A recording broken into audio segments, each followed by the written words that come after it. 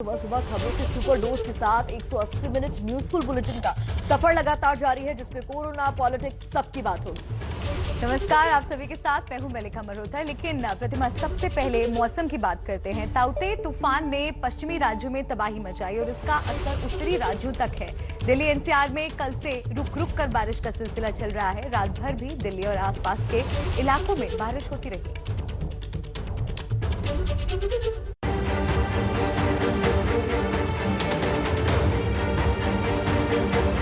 गुजरात में जहां एक और ताउते ने तांडव मचा दिया, वहीं दिल्ली एनसीआर के लिए राहत लेकर आया। दिल्ली और आसपास के इलाकों में बुधवार से शुरू हुई बारिश का सिलसिला पूरे दिन और फिर पूरी रात भर जारी रहा। कभी हल्की तो कभी तेज बारिश रुक रुक कर होती रही, जिसकी वजह से तापमान 25 डिग्री से भी कम बना रहा। दिल्ली होगा 5-6 सेंटीमीटर होगा, ज़्यादा नहीं होगा। तो दिल्ली में कम होगा, नोएडा गाजियाबाद में थोड़ा ज़्यादा होगा। और जैसे मैंने बताया, उत्तराखंड और उत्तर प्रदेश, पश्चिम उत्तर प्रदेश खास करके ये आज और कल रहेगा। तो ये हो गया जो ताउते का जो सिस्टम था, जो साइक्लोनिक सिस्टम का रेमिना। दिल्ली में बुधवार सुबह से रात 8:30 बजे तक 60 मिलीमीटर बारिश हुई, जो मई के महीने में एक दिन में सबसे ज्यादा बारिश का रिकॉर्ड है। इससे पहले 24 मई 1976 को एक दिन में इतनी बारिश हुई थी। बुधवार को दिल्ली का अधिकतम तापमान 23.8 डिग्री सेल्सियस रहा, जो कि मई के महीने में 1951 से अब तक का सबसे कम तापमान है। देश की राजधानी की बात तो हमने कर ली, लेकिन बाकी राज्यों को लेकर मौसम विभाग की भविष्यवाणी क्या है, प्रतिमा बता रही है टच स्क्रीन के जरिए। ओवर टू यू प्रतिमा। शुक्रिया मलिका। तो अपने दर्शकों को बता दें कि ताउते तूफान आगे बढ़ गया है, लेकिन कई सारे इलाकों में अपना असर भी छोड़ गया है। असर कुछ इस तरीके का हुआ है कि दिल्ली और उसके आसपास के इलाकों में भी कल से ही हल्की बारिश का दौर जारी है। मौसम में बदलाव आया है, जो एक हद तक राहत भी दे रहा है, लेकिन बहुत सारे लोगों के लिए परेशानी का सबब बन गया है। अब आपके सामने हम मैप के जरिए इस टच स्क्रीन पर हम आपको समझाएंगे कि मौसम विभाग ने किन ऐसे राज्यों के लिए भारी बारिश की आशंका जाहिर की है, कौन से ऐसे राज्य जहां मध्यम बारिश होने वाली है और कौन से ऐसे राज्य है जहां हल्की बारिश होने वाली है। तो बहुत आसान भाषा में आपके सामने हम ये रख दे रहे हैं मैप। तो देखिए, भारी बारिश यानी ये जो इलाके जो कि चिन्हित किए हम लोगों ने, ये मौसम विभाग ने बताया है कि इन राज्यों में होने वाली है भारी बारिश, जिसमें हिमाचल प्रदेश, उत्तराखंड, दिल्ली, उत्तर प्रदेश, हरियाणा, उत्तर पूर्वी राजस्थान, तटीय कर्नाटक, केरल और अंडमान और निकोबार द्वीप समूह इसमें शामिल है, जहां पर भारी बारिश की आशंका जाहिर की गई है। कुछ इस तरीके का असर ताउते का भी देखने को मिल रहा है। बात मध्यम बारिश की कर लेते हैं, तो कौन से ऐसे इलाके हैं जहां पर मध्यम बारिश होने वाली है, अब वो भी आप जान लीजिए। आपके सामने वो राज्य: दक्षिण पूर्व राजस्थान, मध्य प्रदेश, दक्षिण मध्य महाराष्ट्र, कोंकण, तेलंगाना, गोवा, अंदरूनी कर्नाटक, लक्षद्वीप, अंदरूनी तमिलनाडु। ये वो राज्य हैं जहां पर मौसम विभाग ने अंदेशा जताया है कि मध्यम बारिश यहां पर होने वाली है। तो कुछ इस तरीके का असर इन इलाकों में देखने को मिलेगा, इन राज्यों में देखने को मिलेगा। एक ही राज्य के कई सारे हिस्से ऐसे हैं जहां मध्यम बारिश होगी, जहां हल्की बारिश होगी और जहां भारी बारिश होगी। ठीक है, हल्की बारिश की अगर हम बात कर लें, लद्दाख में हल्की बारिश का प्रेडिक्शन है, गुजरात में, झारखंड में, पश्चिम बंगाल में, छत्तीसगढ़ में, ओडिशा में और तटीय आंध्र प्रदेश में भी हल्की बारिश हो सकती है। तो ताउते तूफान आगे जरूर बढ़ गया है, लेकिन देश के कई सारे ऐसे राज्य हैं जहां पर इसका असर देखने को मिल रहा है। और असर कुछ ऐसा है कि कहीं पर भारी बारिश देखने को हमें मिल सकती है, कहीं पर मध्यम और कहीं पर हल्की। ओवर टू यू मलिका। शुक्रिया प्रतिमा। तो प्रतिमा ने टच स्क्रीन के जरिए जरूरी जानकारी आपको आसान भाषा में समझाने की कोशिश की। आगे बढ़ते हैं। ताउते का साइड इफेक्ट राजस्थान में भी दिखा, जहां कुछ जिलों में बेमौसम बारिश ने लोगों को मुसीबतों में डाल दिया।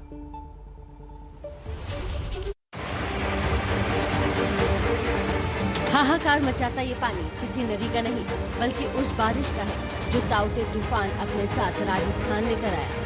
गुजरात से होते हुए ताउते जैसे ही राजस्थान की सीमा में दाखिल हुआ, तेज बारिश का सिलसिला शुरू हो गया और बांसवाड़ा जिले के अधिकांश इलाकों का हाल कुछ ऐसा हो गया। घंटों की बारिश के बाद शहर के साबेला बाईपास पर मौजूद रेलवे के अंडरपास में 8 फीट तक पानी भर गया। बुधवार से लगातार हो रही बारिश से अजमेर शहर का भी हाल बेहाल हो गया। शहर में सुबह जब लोग सोकर उठे तो गलियों में पानी का कब्जा था और नाले उफान मार रहे थे। तो यहाँ पर आधे घंटे की बारिश में कमर तक का पानी भर जाता है भैया। और ये 15-20 सालों से ये समस्या जैसी की तैसी बनी हुई है। आए दिन यही परेशानी होती है बारिश के टाइम में। मैंने कितनी बार शिकायतें करी, आने वाले पार्षदों को भी बोला, पूर्व पार्षदों को भी बोला, वर्तमान को भी बोला, सबने आश्वासन दिया, लेकिन अभी तक कोई काम नहीं हुआ। राजस्थान और आसपास के क्षेत्र के ऊपर बना डिप्रेशन अब कमजोर हो गया है, लेकिन पूर्वी राजस्थान में आज भी बारिश हो सकती है। एक और अहम खबर आपके सामने रख देते हैं। ताउते तूफान के वक्त मुंबई के पास समंदर में डूबे बार्ज 305 पर मौजूद लोगों में से अब तक 26 लोगों की मौत की पुष्टि हो चुकी है। 186 लोगों को नौसेना ने मौत के मुंह से बाहर निकाल लिया, तो 61 लोग अब भी लापता हैं। लेकिन इस पूरी घटना से जुड़े कई सवाल भी उठ रहे हैं, इसलिए केंद्र सरकार पूरी घटना की अब जांच करवा रही है।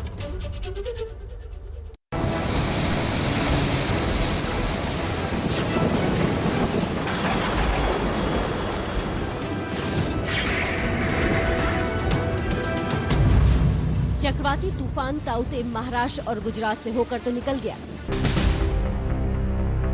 लेकिन पीछे तबाही के निशानों के साथ कई सवाल भी छोड़ गया। इनमें सबसे बड़ा सवाल मुंबई के पास समंदर में ओएनजीसी के उन बार्ज से जुड़ा हुआ है जिन पर सवार कई लोग तूफान के वक्त मौत के मुंह में समा गए और सैकड़ों किसी तरह मौत के भंवर से निकाल लिए गए। हमारा बात था, एक साइड से डैमेज हो चुका था, उसमें पानी भर गया था। 8 घंटे तक हम लोग उसी में थे। सर लग नहीं है कि हम लोग अब जी पाएंगे।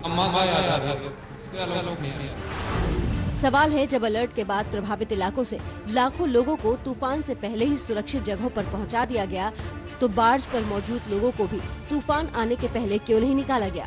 उन लोगों की मौत का जिम्मेदार आखिर कौन है जिनकी जान बार्ज पर रहते हुए चक्रवाती तूफान में चली गई? सवाल ये भी कि क्या जानबूझकर समंदर के करीब बार्ज पर मौजूद सैकड़ों लोगों को तूफान में मरने के लिए छोड़ दिया गया? ऐसे तमाम सवालों के जवाब तलाशे जा सके, इसलिए पेट्रोलियम मंत्रालय ने ओएनजीसी के बार्ज P305 के समंदर में डूबने और ओएनजीसी के लिए पश्चिमी तटीय क्षेत्र में काम करने वाली ठेकेदार कंपनी एफकॉन के 3 बार्ज के समंदर में फंसने की पूरी घटना की जांच कराने का फैसला किया है।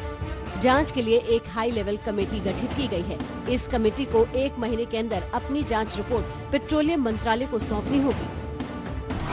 हाई लेवल जांच कमेटी इस बात का भी पता लगाएगी कि ताउते तूफान को लेकर मौसम विभाग और अन्य चेतावनियों पर कितना ध्यान दिया गया, तूफान आने से पहले किस तरह के कदम उठाए गए, बार्ज को सुरक्षित रखने और आपदा प्रबंधन से जुड़े SOP यानी नियम कायदों का सही तरीके से पालन हो भी रहा था या नहीं। मुंबई पुलिस ने समंदर में बार्ज P305 के डूबने के मामले में 4 शवों की सुपुर्दगी के बाद 4 अलग-अलग ADR यानी एक्सीडेंटल डेथ रिपोर्ट दी है। ताउते तूफान के दौरान मुंबई के पास गहरे समंदर में डूबे बार्ज P305 के कैप्टन और कुछ अफसरों की भूमिका भी सवालों में है। इसकी गवाही मौत के चंगुल से बचा कर लाए गए वो लोग देते हैं जिनसे ABP न्यूज के रिपोर्टर मृत्युंजय सिंह ने बात की। तूफान आने वाला था कि आप लोग को पहले से सूचना नहीं दिया गया? सर हम लोगों को पता था, लेकिन हम लोग का जो कैप्टन था वो मतलब ओवर कॉन्फिडेंस में रोक के रखा।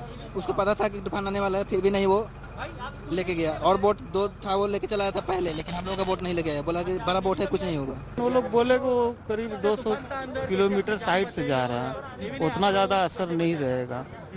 लेकिन यहाँ तो बहुत काफ़ी ज़्यादा मतलब जितना लोग को अनुमान लगाए तो उससे काफ़ी ज़्यादा मतलब असर था। बार्ज के कैप्टन और अब कौन का इंचार्ज ने ये रिस्क लेने का निर्णय लिया था। सिर्फ यही नहीं, बाढ़ से बचाए गए लोग जब ABP न्यूज से अपनी आप बीती बयां कर रहे थे तो देखिए कैसे ठेकेदार कंपनियों से जुड़े एक अधिकारी ने सच पर पर्दा डालने की कोशिश की। अरे बात करें तो बात करने दीजिए ना। चलो चलो चलो चलो चलो अंकल चलो उनको जाने के लिए आ जाओ। चलो आप उनको बात करने दीजिए ना, उनको बात कर रहे हैं, आप बाहर हो। पुलिस वाले? हाँ पुलिस वाले आप क्यों रोक रहे हैं? 2 मिनट बात कर रहे हैं ना। 2 मिनट दीजिए ना। आप क्यों रोक रहे हैं? आप मुंबई पुलिस से हैं? आप किस एजेंसी से हैं? आप किस एजेंसी से? 1-2 बंदे अंदर। हाँ कहाँ से? एफकॉन से हैं आप? एफकॉन से हैं आप? क्यों रोक रहे हैं आप क्यों रोक रहे हैं? मना किया गया है क्या? आप नहीं बोलने देना है मीडिया से? कर्मचारियों को आप दबाव डाल रहे हैं, नहीं बोल रहे हैं? कुछ नहीं। आप जवाब दे लेते हैं? आप जवाब दे लेते हैं? हाँ आप जवाब दे लेंगे? अभी लोगों का मुंह बंद कर रहे हैं, धमका रहे हैं। आप कर्मचारियों को नहीं बोलना, आप कर्मचारियों को धमका रहे नहीं बोलना है। आप कर्मचारियों को धमका क्यों रहे नहीं बोलना है? सच आखिर क्या है? अलर्ट के बावजूद तूफान में कई बेगुनाह लोगों की मौत और ऐसी गंभीर लापरवाही के लिए आखिर कौन कौन जिम्मेदार है? इसी को सामने लाने के लिए अब हाई लेवल कमेटी जांच में जुटी है। लेकिन एक सवाल सबके जहन में गूंज रहा है, जब गुजरात के तटीय इलाकों से लाखों लोगों को समय रहते सुरक्षित पहुंचाया जा सकता है तो यहाँ ऐसा क्यों नहीं हो सका? क्यों 700 के करीब लोगों को मरने के लिए यूं छोड़ दिया गया?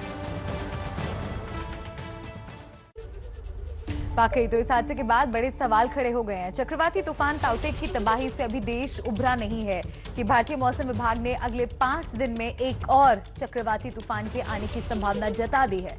इस बार खतरा पूर्वी राज्यों पर है।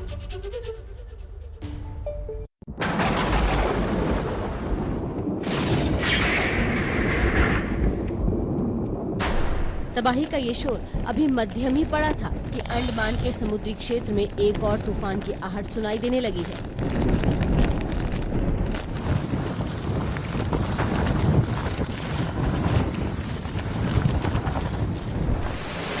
अगले 5 दिनों के भीतर ये तूफान देश के 2 बड़े पूर्वी राज्यों को अपनी चपेट में ले सकता है। वैज्ञानिकों ने इसे नाम दिया है यश, जिसे अंडमान भी कहा जा रहा है। मौसम विभाग के मुताबिक उत्तर अंडमान सागर और बंगाल की पूर्वी खाड़ी में 22 मई को कम दबाव का क्षेत्र बनने की संभावना है, जो बहुत जल्द चक्रवाती तूफान में तब्दील हो सकता है, जो 26 मई की शाम तक बंगाल ओडिशा के तटों तक पहुंच सकता है। हेवी रेनफॉल या रेनफॉल जो है 26 का शाम से उड़ीसा वेस्ट बंगाल में शुरू हो जाएगा, रेन बैंड पर शुरू हो जाएगा। तो इसीलिए अभी हम सारा गाइडेंस दे रहे हैं। ये जो नया सिस्टम बन रहा है, क्योंकि एक सिस्टम खत्म होते होते दूसरा सिस्टम बन रहा है, काफी एक्टिव है अभी भारत महासागर, जो उत्तर भारत महासागर काफी एक्टिव है। यश की रफ्तार अम्फान तूफान के बराबर होगी। अम्फान तूफान ने पिछले साल मई में बंगाल के तटीय इलाकों में भारी तबाही मचाई थी। हालांकि वैज्ञानिकों का अनुमान है कि बंगाल से टकराने के बाद तूफान बांग्लादेश की ओर बढ़ जाएगा, लेकिन रास्ता बदलने से पहले ओडिशा और दक्षिण बंगाल के जिलों में ये तेज बारिश के साथ दस्तक देगा, इसलिए तैयारियां अभी से शुरू करनी होंगी।